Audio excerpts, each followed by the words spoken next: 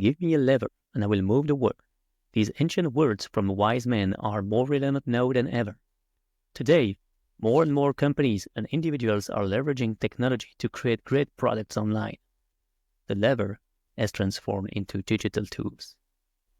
Hello everyone and welcome to Leverage, the show where we talk about building great products online. In this podcast, you will learn how to leverage product management, no-code and AI to innovate, make better decisions, stay relevant in your career, and grow your business as a company or as a solopreneur. From product managers to product builders and solopreneurs and even beyond, you will learn from the best to achieve your own success. Hello everyone. My guest today has been working in tech since 2011. He helps his clients creating deep and lasting transformation in their businesses, but also in their lives. His clients ranges from highest potential solopreneurs and top freelancers, but also SaaS makers to hypergrowth startups to Fortune 500. He is a coach, a mentor, and a sparring partner. Please welcome Charlo Allizard. Thanks for joining us, Charlo. Hi, Antonio. Thanks for having me. It's a pleasure. Yeah, pleasure is all mine, man. I really wanted to have you in this podcast because I think when you are a creator, it's a transformation path, right? And I was like, you know what? Transformation is all about also introspection. We need to have Charlo on this podcast because it takes also resilience, the mindset that it takes to become a solopreneur, to create stuff and to expose them online. And so I really wanted to have you here because you've been a product manager, a developer, a maker, a tech co-founder. Maybe you can start by sharing what led you to become a high performance coach and what led you to this transformation. Well, first of all, thanks for having me. It's a pleasure. We're really happy to do this together. Thanks. And I love the name of the podcast, like Leverage. Thanks, man. And I really love it. And I think that's one way to tackle your question, actually. What led me to do that work is deep, not necessarily deep, but like strong, powerful coaching conversation could be and have the power of bringing the most leverage, actually. When you think about it, if someone can jump in and sit with you and work with you in a conversation with high leverage questions that are going to bring new insights, and then you are, the people who come to me and the founders and the creators I work with, most of the time they have the most leverage on the company. So if you can have leverage on leverage, then exponential leverage. Yeah, and this is a very, we'll go deeper into it, but Yeah. So I love it. Simply, I love it. That's all. Also, that's why. Thanks, love it. No, but actually, I like this idea of leverage because I think Naval Ravikant also talk about that. Media and code, but also for me, tech. Internet is the leverage of everybody. Everyone today with AI, automation, you name it, all the tech, you can have a leverage on your life. Mm-hmm. That's the name. That's where it come from. But also from Archimedes, which said, "Give me a lever, and I will move the world." Yeah, that's also the source. So you become this coach, right? How did you switch from all those roles I mentioned, like developer, manager, co-founder, to coach? What's the journey? How do you switch? I think there are two ways to look at it. One is to draw a line in the sand and say they want a before and an after, and I can put a date on it. I think I really became a coach when I gave myself authorization to do it, and also like some people have been talking to me about me becoming a coach way before I felt ready for it. And one day I was sitting with a very powerful coach in Paris, and she probably took 2 hours with me asking questions and listening to me. And it was the first time I felt heard like this, and it was like moving. And then she asked me about 3 people who have a strong influence of me, or I would use as references. And she was like, when I brought those names, she was like, "Charlo, you want to be a coach?" And I was refusing the idea at that time because I had a preconceived idea that a coach would be your typical middle-aged guy in an open space, high-fiving everyone. And it was not rock and roll enough. It was not fancy enough. It was not, I don't know. I had this, it was not for me at that time. I was just not ready for it. Interesting. Resistance. And then, yeah. And also I thought that my life would have to be perfect for me to help people. Be an example. Like perfect. So I thought that I would have to go through the full path of a co-founder with a fucking exit so that I could claim the right to be a powerful coach. But this is not my profile. And then it took me a few years to realize that my place might be more a side or as a lever rather than a founder tech startup with what comes with it. That's interesting, man. So that's interesting because there is no date exactly. So it was a bit, as you said before, it's when you're ready, right? So you switch when you're ready. Yeah.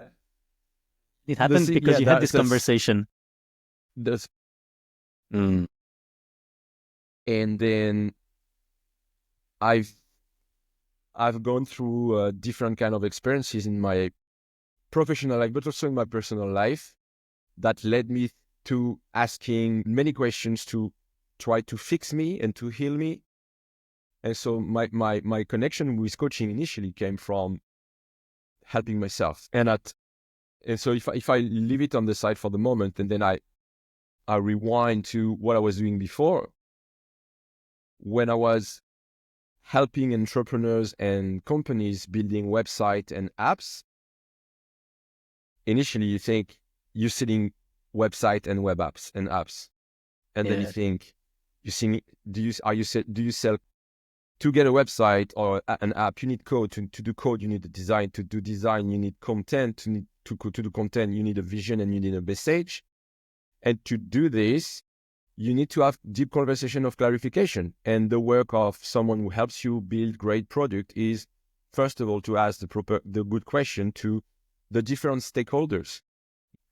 Yeah, I like that. I really like it. It's really like you go up and up and up. At a certain point, it becomes like even metaphysics. But I like this idea. And we go back to this idea of a sparring partner, right? Because you design yourself as a sparring partner for clients. So you're always like trying to go the upper level, right?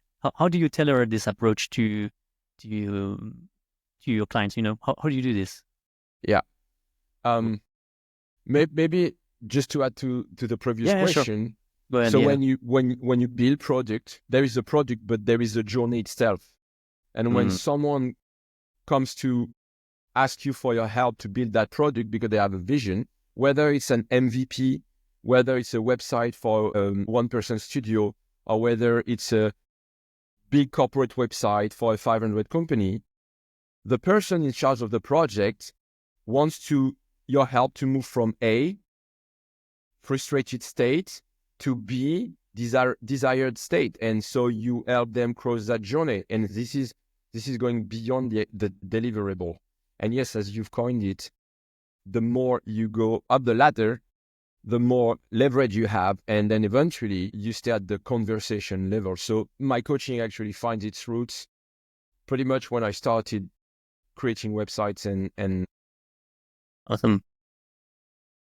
And now, so back to your question. Maybe how do you tailor your approach? Yeah. Well, it's like, probably we'll go back to it a few times, but it's very tempting. So many times I have questions about coaching. Yeah. And I want to talk about it. And also maybe as a disclaimer, I would love, but you know that because you've experienced it, so you know it. But not everyone knows that. Coaching can be seen as a concept, but first and foremost, coaching is an experience, it's a transformation, and it has to be you have to go through it. I'm not saying about the whole coaching conversation, the whole coaching path of like 6 months or 1 year working together, but at least one conversation, like a sample. And it's like cooking. I can tell you about the recipe. My grandmother way of cooking whatever dish it is. I can talk about it for 7 hours, you would not get it until you taste it. And so we try to unwrap the coaching concept, why most of the time, if you really want to get it, you need to do the experience yourself. And it starts with a conversation. Like it did So for that's you. a disclaimer probably for the whole conversation. But then Okay. back to your question, I think, so if we think about leverage, and we can see it as there is an entry point, and usually like the creator or the founder or the leader is coming with one level of consciousness of the problem. So I'm in this situation and I want to go to this destination. So they have an idea about the destination and they have an idea about their situation. And so what I do is I help them being way clearer about the problem and way clearer about the destination. And this is enlarging the gap. And usually when it comes, clarifying the gap. And so if we just look at the problem, it's like in copywriting or in sales, the problem is not X, the problem is actually Y. So they come with the consciousness of the problem. It's like, I have this X problem or this A problem. And then through working together, we actually realize it's not that problem. It's actually this problem. It's way deeper. It's somewhere else. And you just don't want to see it. Because if you were seeing it, you would have to go through it, and that might be uncomfortable. So we get clear on that, and then we remove obstacles, and we try to do it where there is the most leverage. Yeah, that's awesome. I like this idea of a perspective, right? We go back to this idea of the perspective, and you help clients, right, shift their perspective and say, okay, you have this desired outcome, it's there, you have this level of consciousness. Let's switch the spotlight, and now you see the obstacles blocking the way, and you try to remove them, right? So I like this idea of moving the lights, and then you highlight what's the resistance, what's the obstacles before you go in deep transformation. So that's a good first step. I love it. Can you maybe share a story of a client who achieved transformation like that with your coaching? I don't know. Or an example of a client. I don't know. I mean, there are so many things that come to mind. Okay. And yeah, there are so many things that come to mind. And I have the pleasure these days. And so after I start having a few years of coaching. And so I can look, and it's very interesting to see how the people I've worked with maybe 2 years ago or 3 years ago have evolved way beyond what actually they came up for initially. Because then if you change the trajectory, then 6 months later, yes, you might have fixed and achieved things, but then 2 years later is way different than what it could have been. I've had clients really stretching themselves to work with me financially, like really like committing to do the work. And it's not only financially, it's also like being involved emotionally, being open, doing the work, showing up in conversations. And I mean, also, I don't want to talk too much about money, because then if I start framing it, then we would have just one focus. But we would have only one. And so it comes in so many sizes and shapes. So maybe a few examples could be, I had a gentleman in 3 weeks creating an increase of plus 40% in his paycheck, plus not like a few 100,000 of stocks. So from boredom to actually closing that fully remote. Another gentleman was a bit lost after 2 years of trying to make the startup work, and they were left. So his wife and his baby daughter left with probably 30,000 in the bank to live, and the startup was not moving anywhere. And he wanted to go back into code, but to do it in a way that would really support his family. And now, like, they have like created this very beautiful house. They're awaiting the second child, and he wanted to have a boat. And when they found the house, the boat is actually on the lake, and there is a place to park the boat in front of the house. And if he wanted to make it like it would have been very hard for him to pull this off his hat. Yeah. And part of it is his work, part of it is a little bit of magic, but that's one. And also, like, I have like guys these days that I see that they had like they've times 4, times 5, times 7 their revenues, and so they came initially. Nice leverage. That's well, they are doing the hard work. I'm just asking questions, but yeah, like they were able to move away from freelancing stricto sensus to move like to create an agency or to start some other consulting on the side with pretty high ticket, or to develop their services and have a CEO take their spot so that they can move on to another project, really freeing them from trading time for money and go beyond freelancing. And so that's exactly really cool too. And I have a client also in mind, like she came to me, she was probably 25. She had to she had to borrow money to work together. I was not suggesting she should, but she like, I want to do it. I'm going to borrow money. She was probably making, I don't know, like, again, I've said I don't want to share figures because it would be too much framing, but like she was like a five. She was living on a five-figure income, but she barely had time for herself, for health, for exercise, for anything else but work. She was grinding, and so we worked together. And fast forward 2 years, she's closed like 70 clients amongst like brands everyone would know, at least in France. Wow, nice. So from the creators from the creator economy as well, like really like top level personal brands. Awesome. She refused some work, and she's been able to buy a house in Versailles, close to Paris.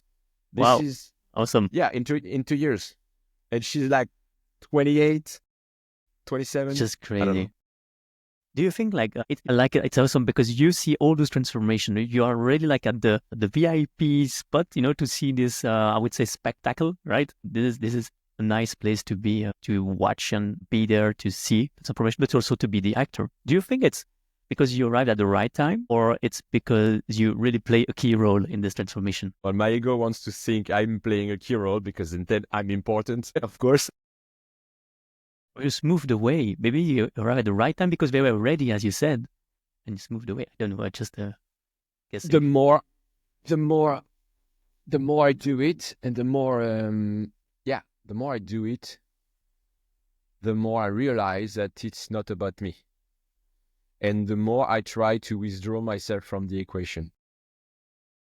That's powerful. There's very self-consciousness, right? Who can do that? Who else than a coach can say that, what you've just said? I don't know. I think also but when you think about it, it's pretty close to a developer mindset. Like, like developers, they want to be lazy. Because when you are lazy, then you will have, I don't know, when I was coding, I had my command line and I have like all those aliases so that I would not have to type. When I do a git push, I would have aliases for everything. And so you start from, you are lazy, and then from this laziness, you build a system so you lead a very complex life in order to live a very simple life, which is very awkward. But yeah, you want to withdraw yourself from the equation. But it's also you're gone. A sign of maturity, right? So I really like it. And you mentioned this girl and those guys there trying to launch the startup. She also crashed in the creator economy. What common challenges do they have? Those high achievers, do they face? How do you help them? What's the common challenges they do face, if they are common challenges? Yeah, I think it's the same for everyone. I mean, we can go into the details, but usually it comes to the idea that they don't know what they don't know, and you can't change what you don't see. And it's like you living inside.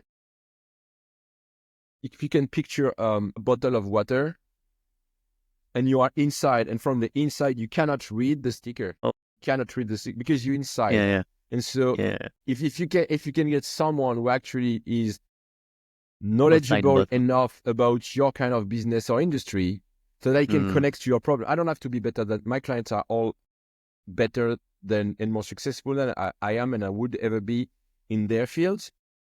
But if I can help them the things that they don't see and that can help them move forward, then this is it. And the Yeah. obstacle becomes a way. So you see the obstacle and then you say, okay, this is what we need to tackle. Mm. And sometimes, so I've shared a few stories about maybe transformation over the course of a few months or a few years. But sometimes it's also like people do coaching because they want to do coaching. They are conscious that,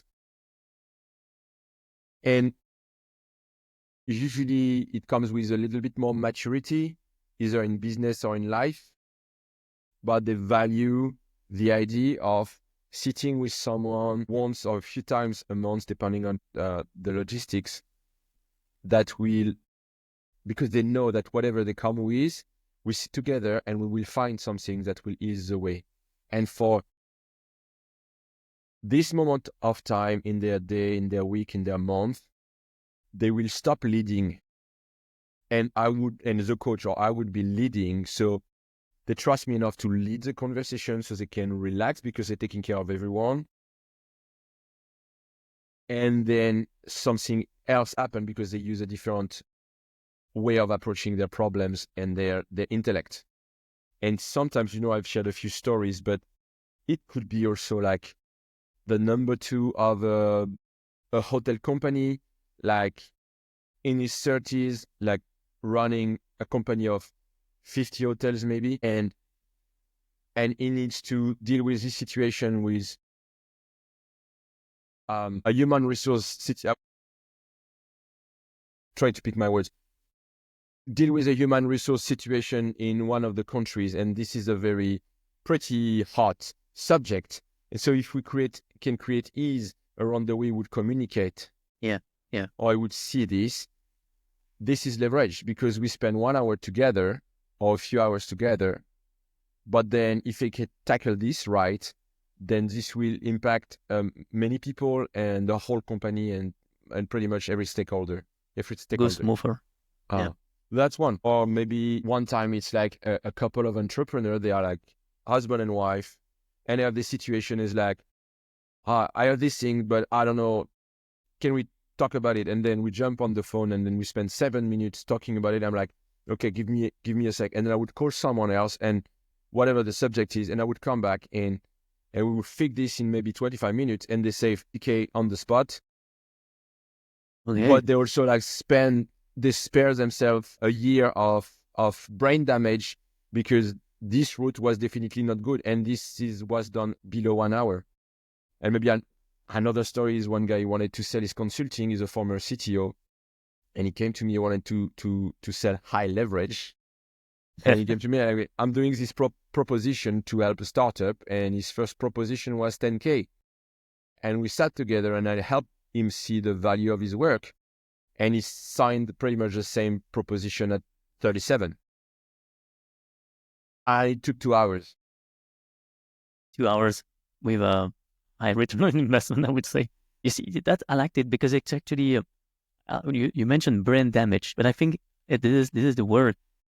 It helps do things in a way that's easier with less brain damage. And because you do the hard stuff with less brain damage, you go faster and you go smoother and it becomes easy and it becomes like more enjoyable. So I would say for me too, it makes hard stuff more enjoyable. And this is also what I noticed myself when I do coaching. It's like, where is hard stuff? Where is hard way? Where is obstacles? How do you switch things from hard to easy mode?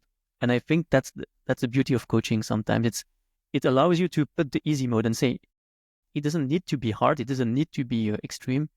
It doesn't need to be a brain damage situation experience. You can move things. You can change things. And you can do that, not the coach.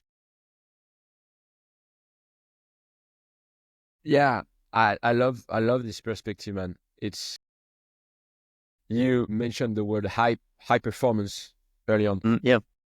And so we very often use the word performance, but what is high performance? High performance is when you go for performance, high performance, but you go after it in a way that is pleasurable and with a certain elegance and peace of mind. You don't necessarily go through it. Sometimes it's war, and when it's war, you want to have like a war strategy, and that's fine. But it's not always the right strategy. No, exactly. Sometimes you don't have to grind, and you just see things differently. We'll go to that probably later on, but you can slow down and find more elegant solutions.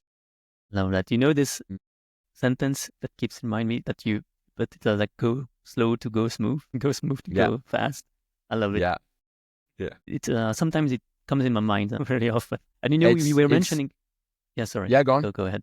Yeah, I was going to say, like the war strategy, and it's about, I think when we did coaching was like, yeah, we talk about intense effort, intensifying the effort, but sometimes it's not always the answer, right? And I was going to ask you, how do you help clients break this mindset? How do you find new approach? How do you help them find this new approach? If you have ideas. I mean, again, like we're gonna like explore a few concepts, but it will be only be scratching the surface. But as you said, like go slow. So how do you run a motorbike? How do you learn how to ride a motorbike? The same way you learn how to ride a Porsche, or the same way you learn how to play guitar. You first go slow so that you can go smooth. And once you can go smooth, you can go fast. And of course, like if we're not talking about fast iteration, breaking things, getting out of the building, and actually iteration, we're not talking about that. We're talking about this spot where for a moment in time in the conversation, you slow down, or you envision what would happen if I were to slow down. And you can actually iterate fast by slowing down. But what do you slow down? You slow down the pace at which you think. And you also tune down the suffering, because we're talking about hard things. So there are hard things, difficult things. And it's very important to remember that there is a difference between pain and suffering. I can endure pain. I don't necessarily have to suffer every bit of it.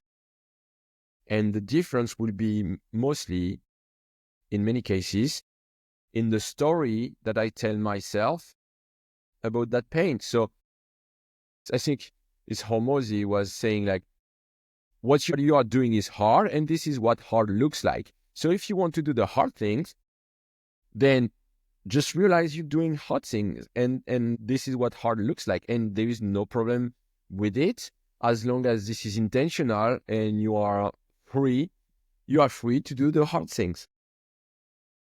That's okay.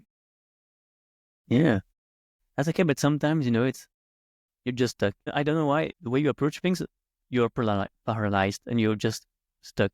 And this is also something I'm experienced, right? Being stuck, right? Do you also find other people who are stuck, and how do you help them, or the people who are stuck in lives? Maybe we are people in the audience who are going to say, "Oh yeah, I'm stuck on something. I can't move. I'm paralyzed." How would you help them? How would you say right now, this Mike, like, guys, for you that you're listening, this is so how I can help you be unstuck. Okay. First, I would say that it would have to come from that person to be like, okay, I'm stuck and maybe I need help. Yeah.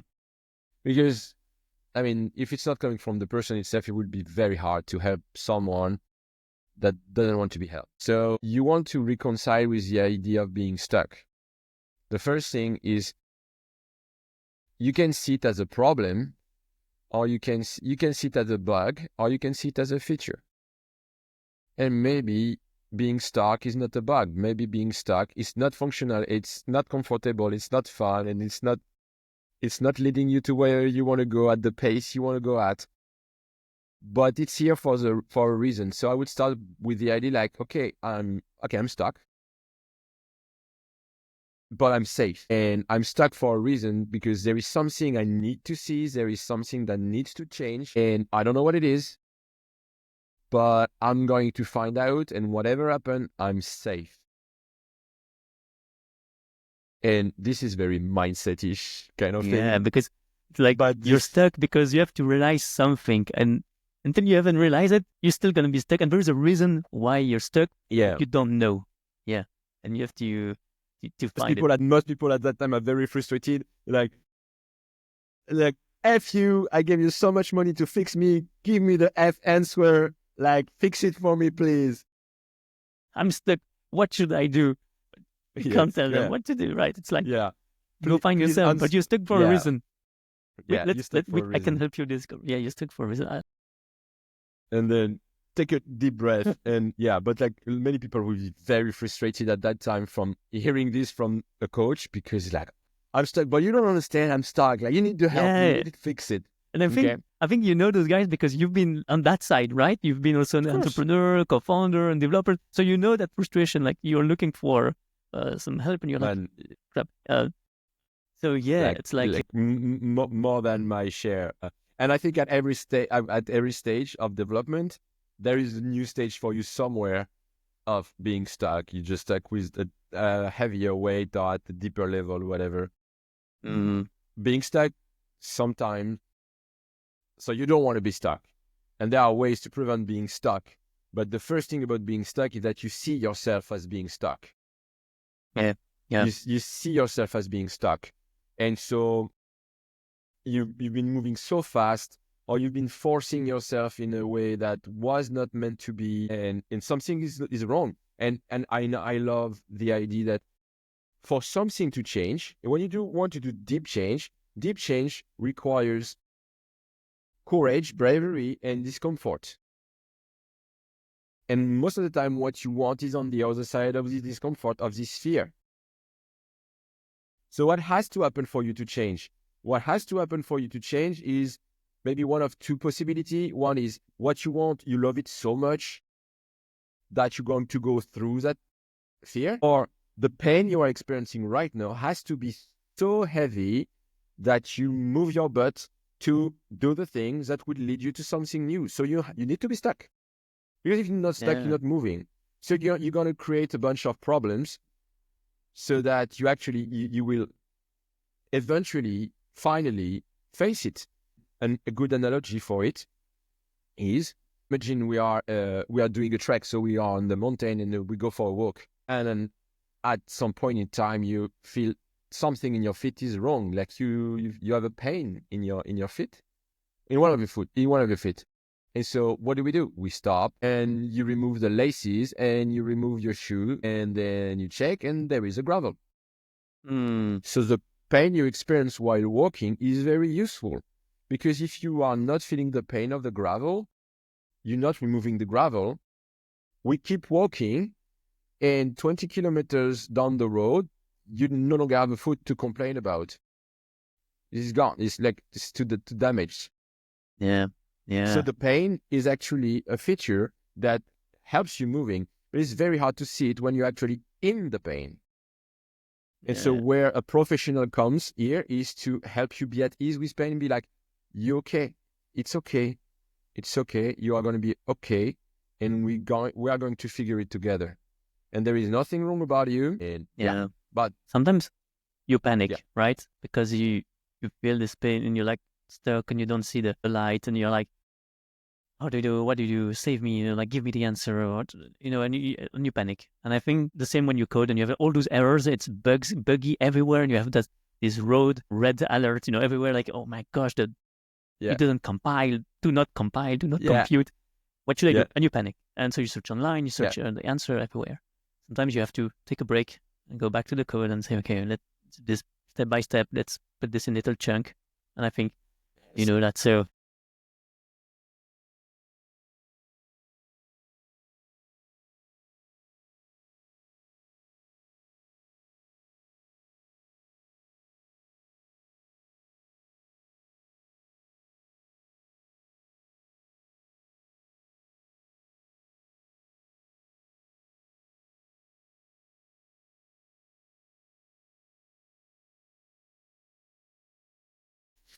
Yeah. Go to sleep. And Sometimes then the day after you wake up, you're like, semicolon. Okay. yeah. And Shit. yeah, it's just, you have a fresh pair of eyes. And Yeah. sometimes it's more complex than semicolon, but forcing it is obviously not fixing it. So Yeah, exactly. better So be sometimes rested. exactly. So like to see this comparison between your past life and then now this life, of coaching. So do you see there's one influencing the other as an entrepreneur or a coach? When are you switching from the entrepreneur mindset and the coach mindset? How do you balance? How do you switch from this? Is there like an influence between the entrepreneur you are now because you launch things and the coach? Do you coach yourself sometimes? Or are you in the battle? Because we were talking about the battle previously. We are all always in the bottle. We are all always in the bottle. We are all in a So battle. yeah. So I want to surround myself with people I trust and who can help me see when I'm in the bottle and help me read the sticker or hold the mirror for me. And I'm very lucky to have those people around me. And those people around you, they evolve as you grow and they diversify. Then I don't coach myself. I don't believe in this notion. I coach myself. And I think that I can coach myself better by talking to one of these chairs in front of me than some people giving the highest amount of money to the best coach in the world, because I think it's part of like the way you talk to yourself. So I can actually create and deal with situation myself in a way that, of course, I was not able to do, but still I'm in the bottle, like everyone. And No then, worries about. and then about like entrepreneur and coach, it feels like a this or that question. So do you like balance? And I love reconciliation. Can you be like, can the coaching support entrepreneurship? And entrepreneurship is actually a frame to express coaching. And the more I grow into my coaching, and so there is the art of coaching and the business of coaching. And Yeah. so those are two pillars, and they are different, but at the same time they work together because you grow with your clients. So the way you create new clients helps you grow as a coach, and not only financially, you're just like exposed to different things. So part of the entrepreneurship in my business is actually being a good coach, and part of becoming a good coach relies on taking care of my business. And so it's not this or that, it's this and that, it's more like this or that. And is this, so it's not this or that, it's this and that, like business and coaching together. And actually it's probably even like coaching through business and vice versa. Yeah. It's a little So bit meta. yeah, but it's influencing. It's like right. They leverage each one over. So sometimes I like this idea of flying wheel. Like everything you create helps the next creation, and Yeah. over and over. It's or everything is Yeah. related at a certain point, and you connect the Yeah. dots, and everything Yeah. is reinforce the piece of the puzzles. So Yeah. that's interesting. Maybe Yeah. one thing that comes to mind is that same, like it's a realization I pay attention to more and more and more, is that the more I grow into the art of coaching and the business of coaching, the more I tend to withdraw myself. So this is what I've shared from helping clients, but also the more I try to withdraw myself. So I am not the product. And this is very hard to do when you are a coach. Because when you sell cars, the car, you haven't built the car, you haven't designed the car, you haven't crash tested the car.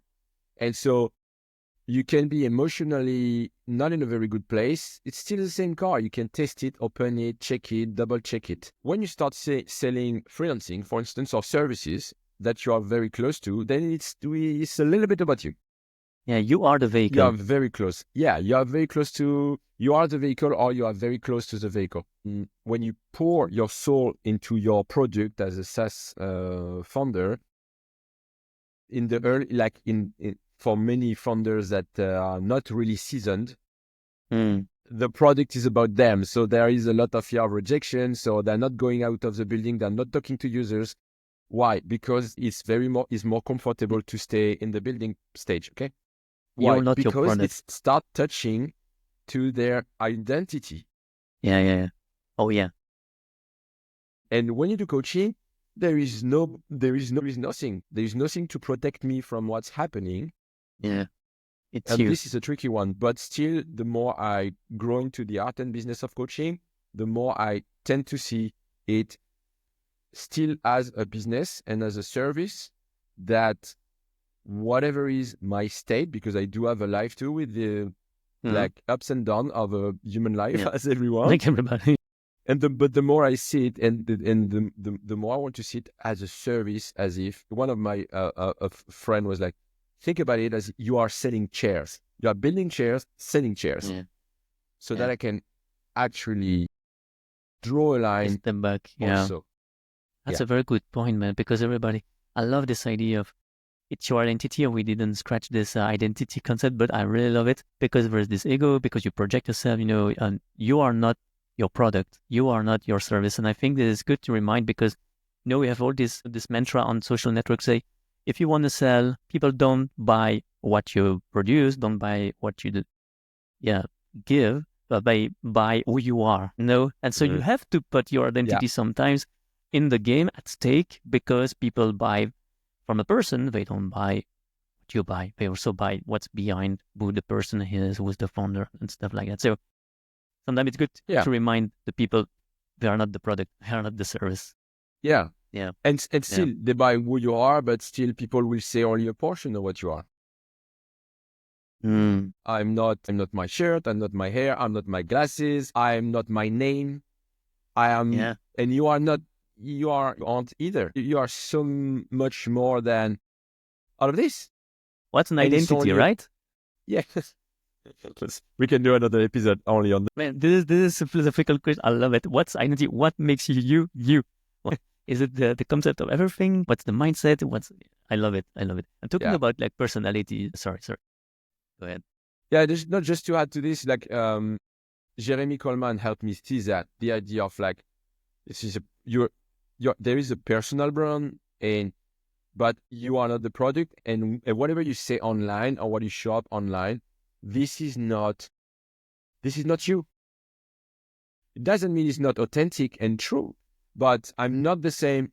I can be authentic all the time, but I can be authentic with you, and I can be authentic online. I can be authentic on a date, or I can be authentic with my besties or with my mother, but it's contextual authenticity. In all these different contexts, it's only a part of me who is showing up, because I'm definitely not showing up the same way. And if anyone listening to this is doing that, there might be an issue. Like, you're not showing the same way. No matter how authentic you are, you're not showing up the same way in those different contexts, and it's okay. Yeah. It's okay. Yeah, it's a good point, because everybody talks about authenticity and what's authenticity, right? I think people don't question that concept enough. Like, what is authenticity? What's being authentic? Sometimes we talk about authentic leader, authenticity on social, but I think there's just too much hype on authenticity right now. So I'm thinking out loud right now, but I was going to. I think authenticity is super, super important. Authenticity, even like, I was thinking also about vulnerability, that is never far away, but you can be authentic and vulnerable. You don't have necessarily to wash your dirt clothes in public. It's like a literal French translation. You don't have to expand on everything in every given platform. So you're also responsible about what you share. It's only a portion of it, and it's okay. It's like a photography of an event. It's only a snapshot of one moment. So it imposes a perspective, and it's still an authentic photography, just one glimpse. Yeah. You could play with that for hours. Yeah, exactly. For hours, like authenticity, what's the place of authenticity today in 2024? Sometimes people that try to play this authenticity game, and they overact on it. And okay. Next topic, actually, that was nice, because I remembered a fun fact when we talked for the first time, because you mentioned that you were way before COVID in Bali, and you're still in Bali right now, right? Am I wrong? Or I'm back in Bali. Yeah, I I'm am back back in in Bali Bali. these Yeah. days. Yeah, And not actually, settled, not settled yet, but I decided to come back after a few years, and I love the time I'm yeah, having here at the moment. Yeah, yeah. changed a lot, right? I guess. It has changed a lot. Many things are Yeah. still the same, but it has changed a lot. And so you were there way before COVID and the nomad lifestyle hype. And talking about nomad style life is really fun fact because you were working with Peter Levels, and we mentioned Peter Levels in this podcast, I think 5, 10 times with Oh wow. different Yeah. guests. And of course, because when you talk about anti-hacking and when you talk about solopreneurs and stuff like that, definitely the guy is in the conversation. How Mm. did that environment influence you and your approach to building remote first businesses? When you were back there, what is it? Yeah. Good memories, first of all. It's really good memories. So I haven't worked with Peter Levels. I might have like worked in the same environment and Even open space. share a few beers or like parties and attend his talk in the same co-working space. But it was an exciting time to be in Bali, and at that time there were only late 2016, 2017, and there were only probably 2 co-working spaces in Bali, one in Ubud and one in Canggu, Dojo. And so it was like it was not that the pioneering time of remote and nomad life. There were still like people involved, like maybe already 5 years in, but still it would be very different than what you have today since COVID. Are we allowed to say the word? Well, yeah, we can say the word, the Yeah, COVID, you can because we say, yeah. Okay. You know, okay. I've heard some American podcasts where they're like, just don't say it. Like, it's like the really? C word. Like, it's the Come C word. on, it is what it is. And so what led me to Bali is I wanted to surf and work. And what I was actually I was doing this already when I was in Paris. It's just like, I would have my office in my apartment, and then I would do jumps maybe in Morocco or in Canary Islands to go and surf and work for a few weeks, but never like with like a time zone difference like this one, and for such an extensive amount of time. And when I flew to Bali, I was working on this project called Remote Mentors, and so I was interviewing co-working founders, remote first companies and startups, freelancers, and in different countries. And so that was an interesting way to actually connect with people, because I would go somewhere and interview and set up the camera and have conversations, which like very quickly connect you to people. It was an amazing time to be around, especially for solo makers, because Yeah, like for me, golden like age. remote work was already a given. I've been lucky enough to have one of my best friend and former housemate creating a top-notch French startup. And so when I was living in Paris, I had housemates, and all the crew, they were all in Epitech, and they Okay. were all like developers. So Epitech is a engineer Yeah, kind computer of science MIT school. or Yeah. And so I was exposed to, so they taught me how to code initially, and they okay. also exposed me to 37 signals, because they were like Ruby on Rails developers. So they Yeah. exposed me to, the work of 37 signals, and I was using Basecamp and Trello very early on, and then reading books like such as Remote or Rework or A Year Mm, Without Pets. So A Year yeah. Without Pen, I think the book was issued in 2013, I think, or Yeah, I something don't know like that this. one. Yeah, I know remote and rework. It's a fun one. He's a guy who he went to work for Automatic, so WordPress, the creators of WordPress, and for one Okay. year he was working remotely with one of the product team of WordPress, and so it's called A Year Without Pants, because like they were like living in like in shorts. Yeah. Okay. Okay. Awesome. So I was exposed to this and the remote first idea, and my clients were I already had clients back in 2013, 2014 that I would never meet with, and freelancers I would collaborate with that, yeah, we would not meet. But the cool thing about like this time and Peter levels in this scene is that you would see, and I really specifically can remember one guy called Andre. He was a Ukrainian guy, and he worked along Peter, and then Peter really helped me like kick things, and then he became Maker of the Year on Product Hunt. Oh yeah.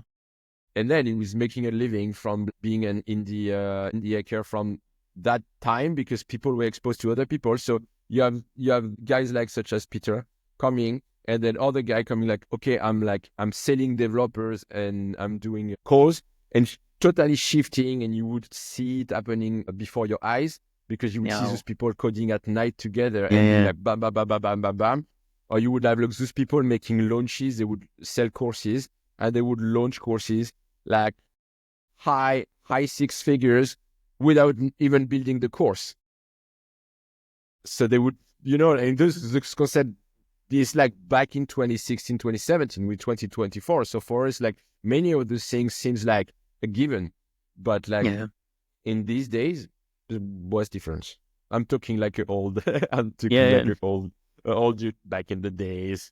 Back in the day before it was, different. But many, if we go back to the coaching part, like we have freelancers and entrepreneurs, in this podcast, and sometimes they struggle to push for personal and business growth plateau. They just reach this plateau. I don't know if you have any advice, give them, like if they feel that they are hit this ceiling, how would you have them to say, growth is not something you have Come talk to me. Okay, let's put that. I will put the link in the description. Guys, if you have growth plateau, go another or someone else you feel that could help you, but go talk to someone. Then I'm pretty serious about it. Like if you feel what we're sharing resonates and you want to have a conversation, then come to me. And if you think you need someone else, then go see someone else. Or but get another perspective from someone and slow down and accept help just for an hour or two or even more. Accept that you are stuck. And I think this is one of the biggest issues for solo entrepreneurs and makers and SaaS founders, especially males in their 20s. Why? Because we are so used to do things ourselves. We want to DIY everything. Yeah. So no, but don't worry. I like my girlfriend. My girlfriend is coaching me. I have buddies. Those people are too close to you to help you properly, and they are not equipped to actually help you see what you don't want to see. And so many people refuse the idea of coaching because they are so good in what they do, which is figure it out, watch YouTube videos. There is a lot of value into this until you are in the bottle. It doesn't work for every situation. Exactly. Once you're in the puddle. So for all the people in the bottle, guys, send us a message. And you don't have to feel stuck. You don't have to feel stuck to look for a coach. You can also look for external, like for such kind of conversation, just to go somewhere else or in a more elegant way. You don't have, like, coaching is not all about like, how do you call that? We are not chiropractors just here to unstuck people. It can, yes. Good point. And for freelancers who want to become like, the top one performer, what skills or mindsets is essential to focus on? The top 1% is the term I coined just for catching people attention, because I think like it's a magnetic idea. It's either you want it or you like, it's too elitist and you refuse it. It's kind of a filter. And so maybe the first idea is, are you curious about what you could achieve and what you could do? And when we are talking about this idea of like being the top 1% freelancer, or like just living a life of like very fulfilled, elegant, where you also have like, we're not trading financial success for freedom. The idea is like, you want both. If you want to have like the money and the girl and the sex, or the man, of course, and playing piano and there is a place where you can do all of that. Maybe not all at once, maybe not today, but there is a place where you can make this work. Can you repeat the question, please? Because I want to make sure I'm spot on. And Oh yeah, no problem. Like, I lost my train of thought. no, don't worry. For the top one freelancers or the top one performer, what skills or mindsets should they focus on? Yeah. So thank you. So this is same direction. Is you want to ask yourself the question is, yeah, I think that's a quote from Bob Proctor. Is the question is not, are you worthy of your goals, but are your goals worthy of you? Are your goals worthy of you? And so we want to look and to be curious about the goals you are setting for yourself. Are they high enough to motivate you, to give you this stimulation? Yeah. And the goals you set up a year ago or 5 years ago, you might have achieved or you might not. But a vision has to be useful. So if it's useful for you to reach for the top 1%, then go for it. And the first thing is, do you want it? And are you ready to feel worthy of it? Because most of the time when we're talking about performance or like going to a way, like a different level of success, the first thing is like, it's for others. I'm not worthy of it. We are afraid of the light. We are afraid of the light. And we prefer the shadow, right? It's comfortable, right? Yeah. Yeah. No pressure, no spotlight, no, you know what I mean? So exactly. Yeah. I understand it. Yeah. And no pressure. And at the same time, there is a price to everything. So when you are tuning down your light, there is suffering. If your vision is reduced so that you are sure you can go after it and talk about it in public or talk about it to people who have known you for 20 years and I have a certain idea of you, then you are limiting it to prevent suffering, but you're trading suffering for another kind of suffering, which is dimming down your light. And at some point in time, you will feel this gravel in your shoe and you don't have to do something about it. You can drink it down. You can like develop any kind of strategies to avoid it. But there is also a possibility where you can go for it and it's okay. Yeah. And sometimes you're also afraid of the lights, not because it puts you under pressure, but also because it puts others under pressure and you are afraid to put others in the shadow. So you prefer to put you in advance in the shadow and say, no, I'm not going to take too much place because the others will be, not jealous, but stuff like that. Like they want to be seen too. And you're like, okay, I don't want to make pain to the others. I don't want to make the others suffer. So I will just shut up and I will be quiet so that I don't take too much space. So yeah, indeed. But indeed. This is true. And I think this is also egoistic. So we think it's a beautiful thing to do, to tune down the light so we don't take too much space and we don't cast a shadow on others. But it's not, I don't cast a shadow on anyone. You are not casting a shadow on anyone by showing up. You're actually giving people the opportunity of being with you in a more truthful version of you. Do you allow me to talk a little bit about what you are doing right now? Just do it. No problem. Because I feel it's a perfect example, but I'm like, I want you to, I'm like, okay, preventing is asking first and like brace. But what you are doing right now, you're picking up the mic, you're showing up. And as a result, what is happening? You are giving others a place to express their own voice. Exactly. And I think if you were not doing it for whatever reason, that you don't want to cast a shadow or not be too much in the light, this would be like this. It looks like altruistic because I'm a nice person. I don't cast a shadow on anyone, and not talking about you. I'm talking about myself too, and everyone can feel concerned.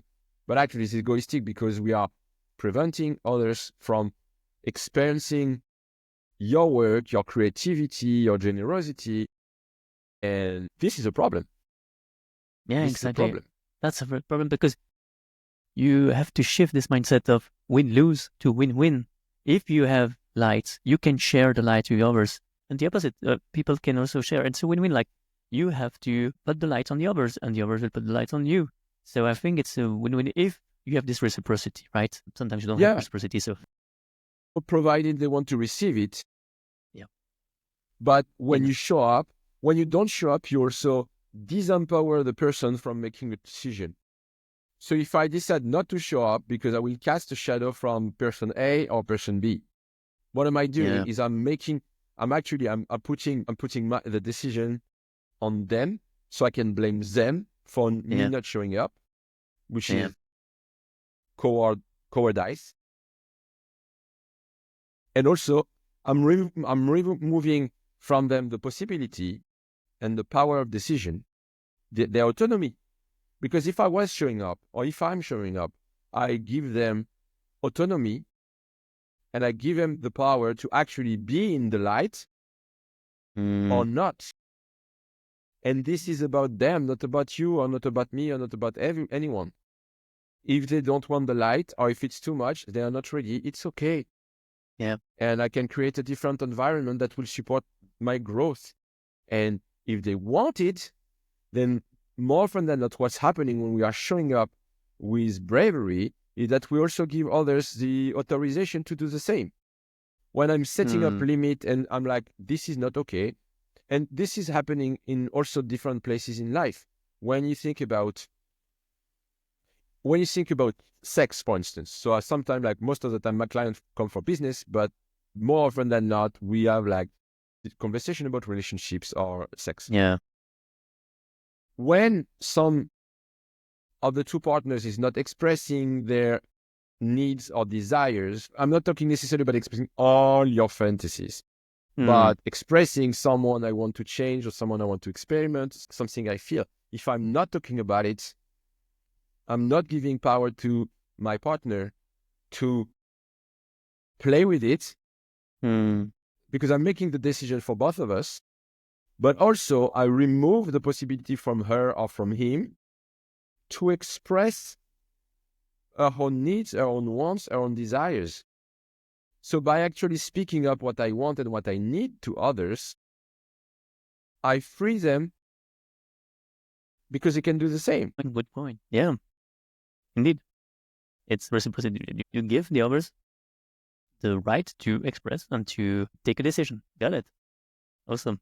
Good point. All right. I had a couple of other questions about coaching, and then we'll go slowly in the end. Did you see that the role of coaching changed in the recent years? With COVID and then the war and then all this, the tech market is also a bit chaotic for the moment with the AI. Have you seen anything in the coaching space that changed?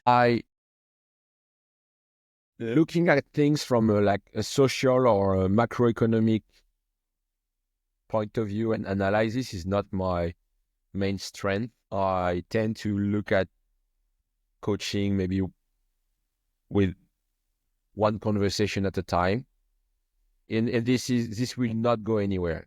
I mean, AI can complement coaching, that's one thing, but coaching in itself, I mean, the idea, it's not coaching, it's asking questions so that you can help people grow. I believe that for at least our generation or the next, this is not going anywhere because it's so fundamental. I think it will only...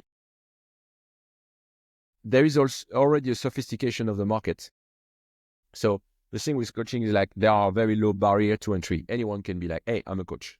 No barrier to entry. Barrier to success, whether it's in the art of coaching or the business of coaching, this is a different game. This is, I mean, if you want to make money quickly, don't go for it. There are other ways. It's a beautiful pursuit, but it's not an easy and a fast one for sure. Though it can be a long-lasting one because you only improve and improve and improve. And it's like the creator economy or the knowledge economy. It's like I can give it to you, I still have it. And you can give it to others and I still have it and you still have it. And so that's the cool thing about it. And I think I see the growth into the art of coaching as pretty much exponential because the better you are, the higher leverage you bring and the higher quote unquote level your client become. And so as a coach, you grow from your clients and the challenges they bring to you, and you get able to tackle maybe, I don't know, I do some things these days in 15 minutes that used to take me 2 hours. And there are things I no longer do because there is not enough leverage and we're not having fun doing it. And so there are other people qualified to do that at that level. So I see coaching as something that will be more and more adopted because we are past the pioneering period, and people are talking about it. And so yes, we have this prism where we see so many like coaches popping up. It's like when you buy a new car and you like suddenly you see the same car everywhere, but still there is a lot of room. There is a lot of room in this market. There is a sophistication, so like people can be skeptical. We see people mocking also, like there is a lot of humoral coaching, which I love because, yeah. Or David Taposh, which is a very nice one. That guy. But David Taposh. I'll share it later on. But Okay. You know David Laroche? Yeah. Oh, okay. Then there is a guy on Instagram, and he's David Taposh, which is empty your pocket, literal translation. I hope this is okay sharing this on the podcast. I think it's very fun. No problem. Yeah, it's fun. And it doesn't discredit the business of anyone. It's just fun. And humor is one way to dismiss the possibility of coaching, because like coaching, again, like this is something that asks of you vulnerability, authenticity, courage, and commitment. Yeah. Indeed. But we see like creators and entrepreneurs and leaders sharing their more and more about their the challenge they go through, and they speak up.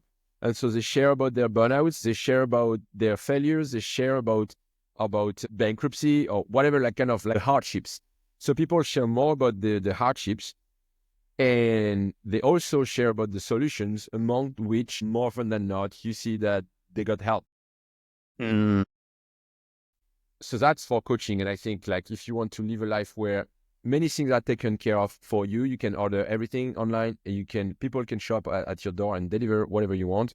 And you have AI, and you have YouTube, and you have access to so much knowledge. Then the power, I think this is one relationship between AI and coaching. Also, this is about asking questions. AI works to the extent you are capable of prompting it, which is asking questions. Indeed. So you want to get good at asking questions, and one way to get good at asking questions is to practice asking questions. Yeah, run the podcast and be asked, and also make the experience of being under the questions, whether you are a podcast guest or you're a podcast host, or when you do the experience of coaching, what happens? But you probably know that firsthand. But what happens when you do coaching is that the more you do it, you get used to the pattern and to the questions, and then you can also apply by doing peer-to-peer exercise, and then you start incorporating it, and sometimes you're able to catch yourself refusing one idea and stopping and questioning it way faster than you would do before. Yeah.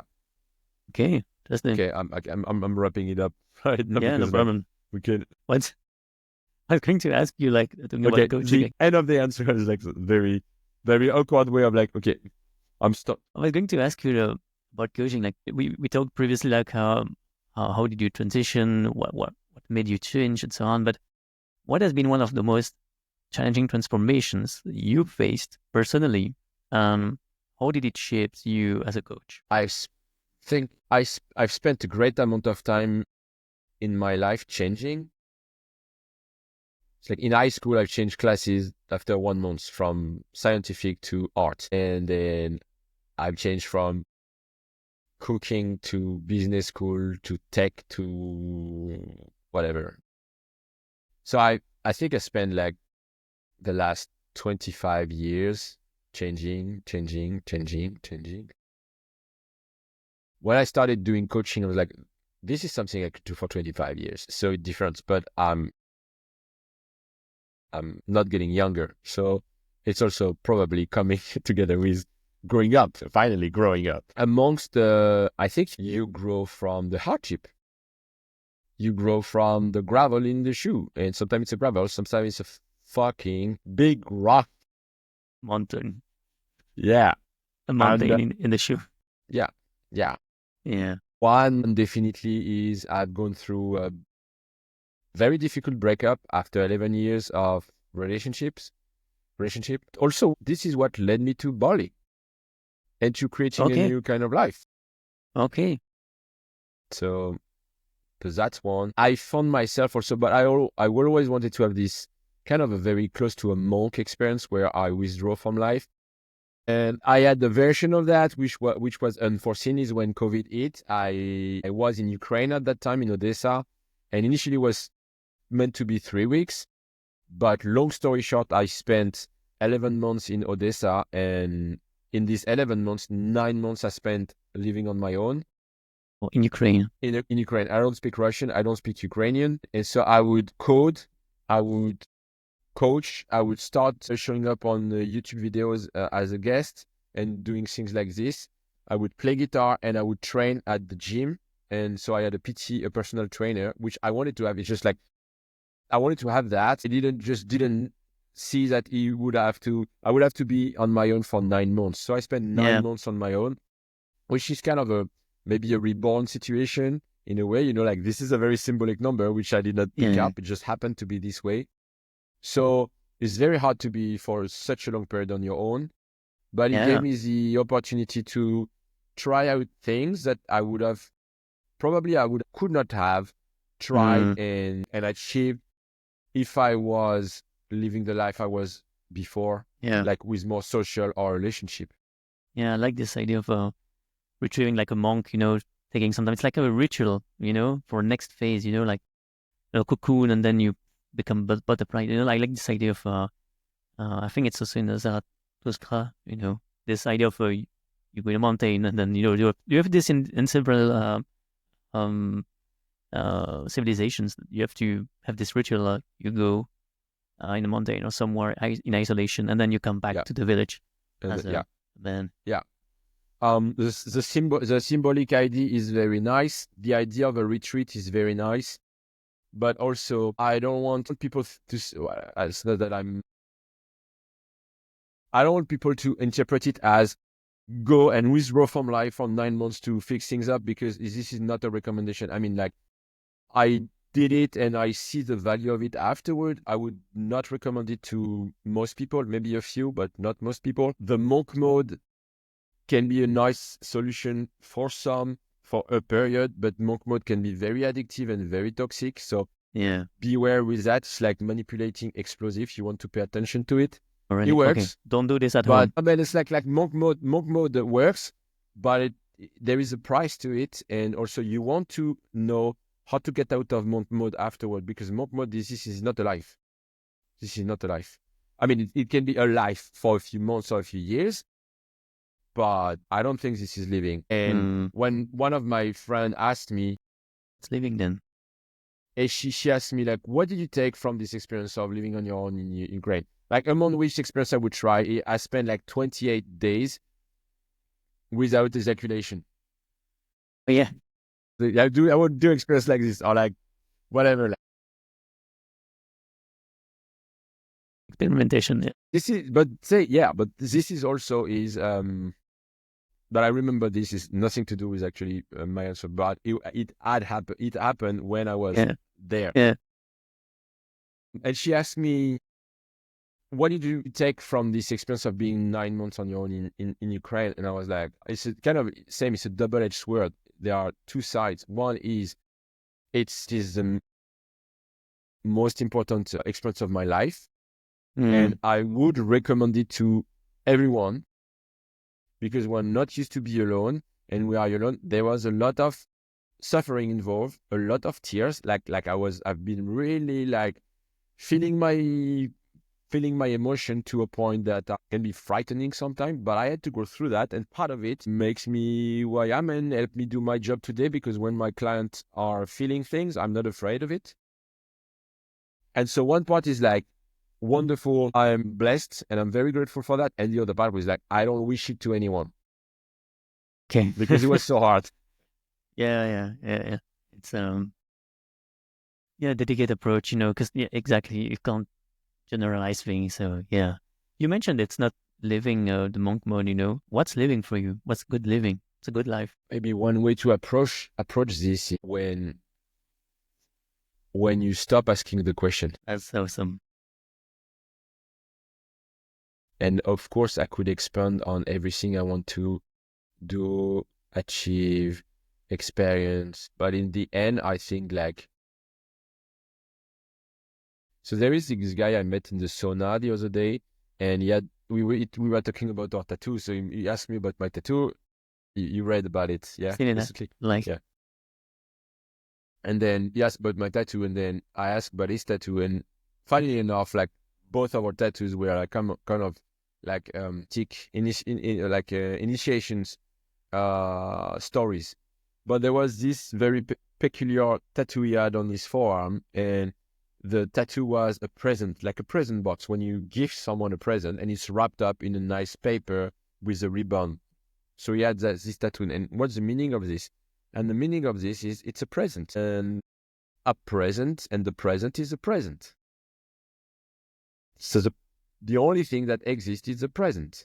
So we can talk about yesterday, and we can fix ourselves and heal, and that's fine. And we can project so that we have a direction. But in the end, are we present? Are you present? Am I present? Am I enjoying the present of being present? And so I think that, and then if I expand on this, then a meaningful life is a meaningful life when you stop asking the question because you are present. I love it. I really love it. I love that answer. Thank you, man. I really love it. It's a kick. Thank you for that. I always ask this question, like, what's a meaningful life, and how would you define success? I always ask these two questions because this is how you try to understand what kind of person do you have in front of you, what do they value. So maybe I'm going to ask you, what's success for you? What do you value in life? If you have to name a few words. I value connection. I value connection, deep connection. It doesn't have to be deep all the time. We can have like light connection, and it's beautiful too. I value freedom, and freedom is not necessarily having many options and flying business class and dating whoever you want to date and making as much money as you want and having so many options. Freedom is not necessarily, actually, it's not this at all. Freedom is how free are you of actually worrying and being present so that you can be present. Do you have so many interferences because you are running somewhere and you are not experiencing the present? And so there is a lot of the freedom. There is freedom in the way you talk to yourself and the way you see the world. And I'm not going to expand more because it would be too long, but freedom. And then I think one of the things I value most is actually not the thing I value most is curiosity, because I think that you cannot be curious and be judgmental. So when you have a pain in your foot and you are curious about it, you can deal with it. When you feel stuck and you are curious, you can deal with it. If you are judgmental, I should not be stuck, or it should be easy, you are judgmental. But if you are curious, you can look at things without a preconceived idea. You can be open to solution, and you are not putting pain on top of the pain. You are not like, my feet hurts, and it shouldn't hurt, so I'm fucking pissed because my fucking feet hurts. No. Yeah. You would be like, my feet hurts. What is it? I'm not saying it should be comfortable, but curiosity. And so it's curiosity toward ourselves, like personally. Am I curious about myself? What's going on?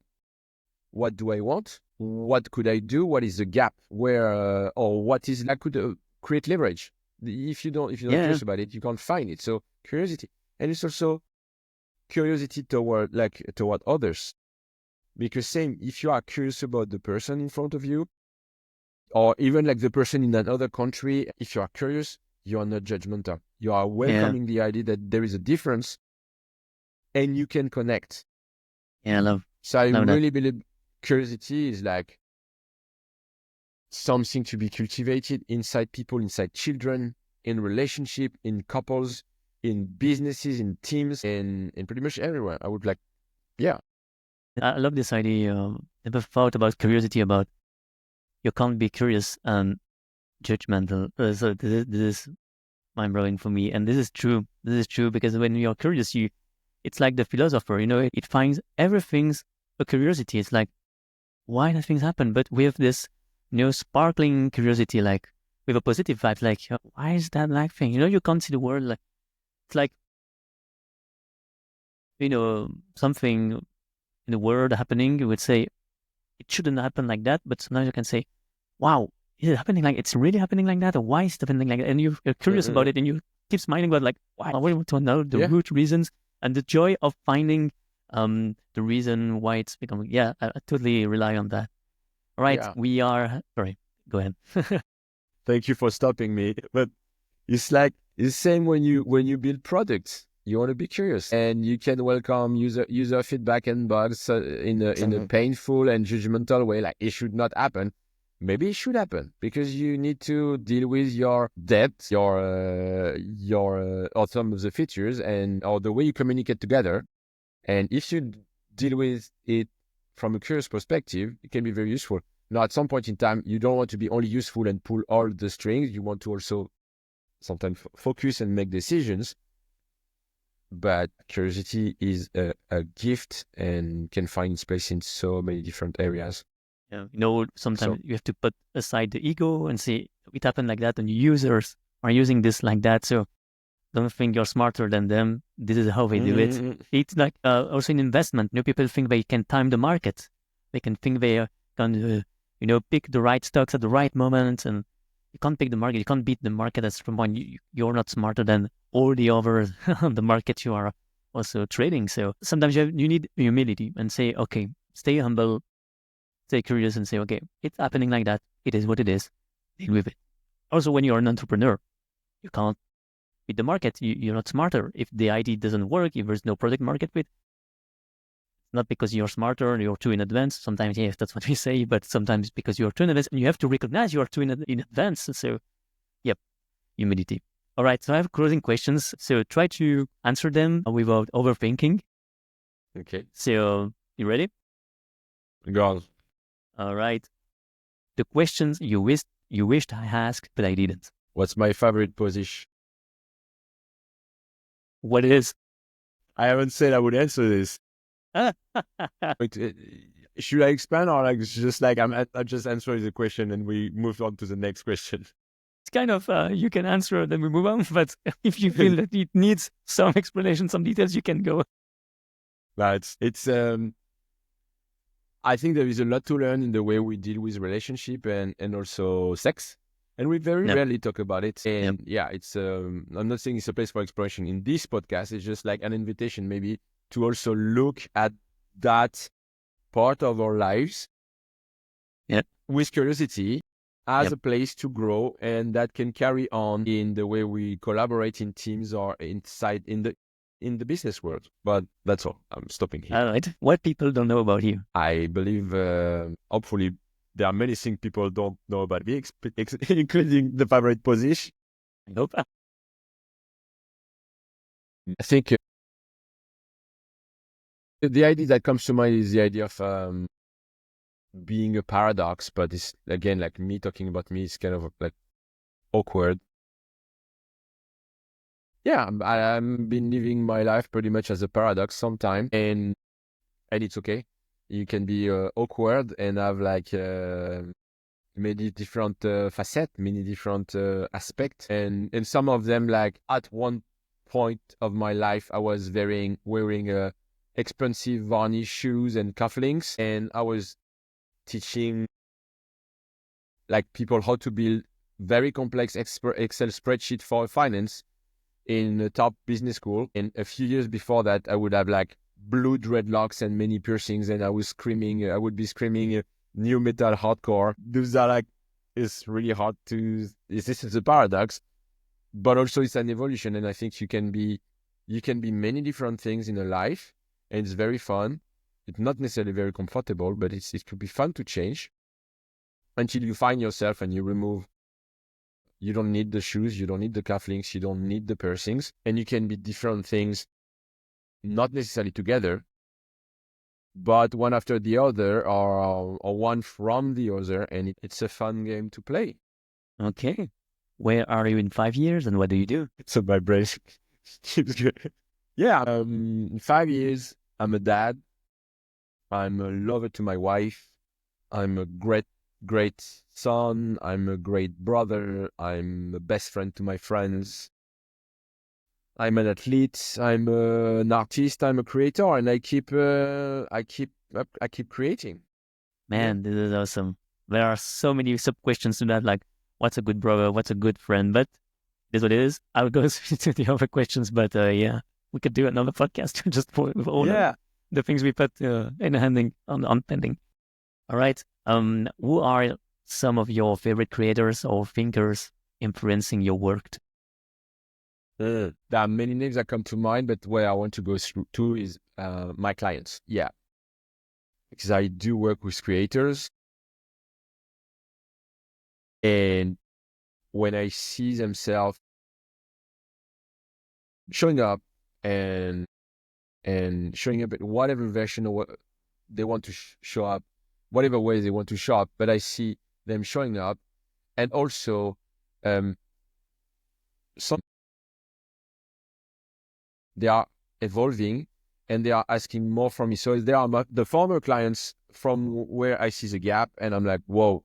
And there are also my current clients, which are the people I'm in conversation at the very moment. And then the more I do this, the more I realize that they are constantly requiring me to adapt and to adjust and to change. And the more the biggest influence I have is from them, because it's feedback, and they are facing things that some of the time you've seen before, but sometimes it's different, or it's in different shape, or there is more emotion involved, or more chaos, more higher stakes. And so That's interesting. of influence. I love it. On that path. Because you work with them. That's so cool, man. Your favorite applications or podcast? Favorite application of podcast? Or podcast, yeah. Two things that come to mind. One app that one app that I love this day called Endel. It's very simple. It's an app. You know Endel? Endel. It's just I will check it out. It's just an app with soundscape that I could listen to, and it would help me nap, or it would help me focus, or it would help me meditate, and you could put a timer on it, and you would block the other apps. And another one, but I'm like, I'm trying to be witty here, is pen and paper. Pen and paper. Yeah, pen and paper. You want to, a pen and a journal. I think that's a very good, it's a very interesting application that is sometimes undervalued. Okay. Do you have books that had significant impact on your philosophy or business? Yes. Which one?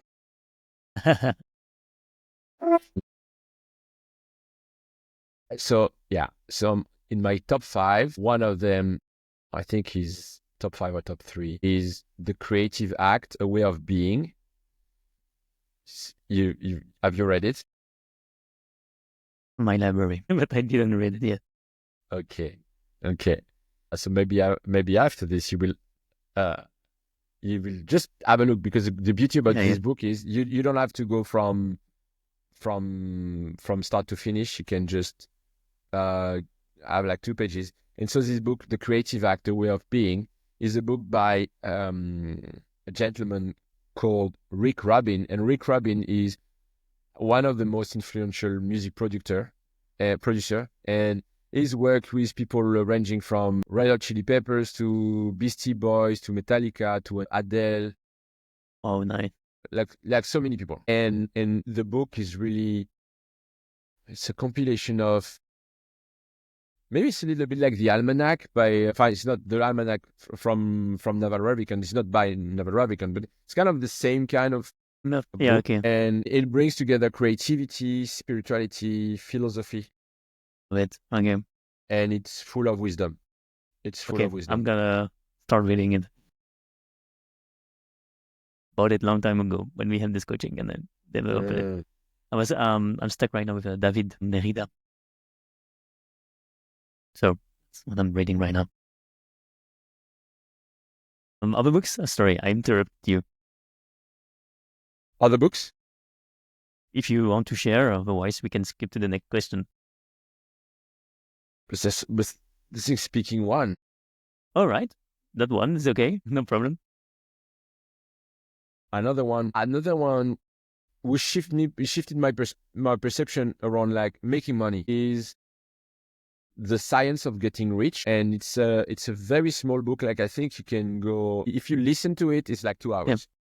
Yeah. Okay. Well, all right. And it's a book by, I think the name of the author is Wallace Waters or Wallace Waters, and it's a book from 1840, I think, or 1870. It's in the public domain these days, but it's like, again, like full of wisdom, and it's kind of like, so some people are very are pushing away this idea of the power of attraction, but it's actually kind of the great grandfather of the ideas of the power of attraction and manifestation and things like this. But it's also very down to earth and Okay.